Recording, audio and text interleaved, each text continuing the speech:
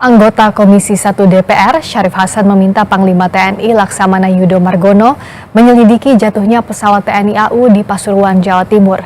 Selain pengusutan jatuhnya pesawat, Syarif Hasan juga bilang Komisi 1 ingin mengevaluasi alutsista TNI termasuk pesawat. Alutsista TNI menjadi perhatian di Komisi 1 DPR RI, namun rencana pemanggilan Panglima TNI menunggu hasil investigasi terlebih dahulu. Mungkin salah satu ada dua hal, kualitas daripada pesawatnya atau memang kecelakaan alami atau kan memang unsur manusia. Ada tiga hal kan, dan mesti harus diselidiki oleh Panglima. Mungkin kita lihat dulu hasil investigasinya dalam beberapa hari ke depan. Setelah itu mungkin kalau perlu ya, yang penting ditanggulangi dulu.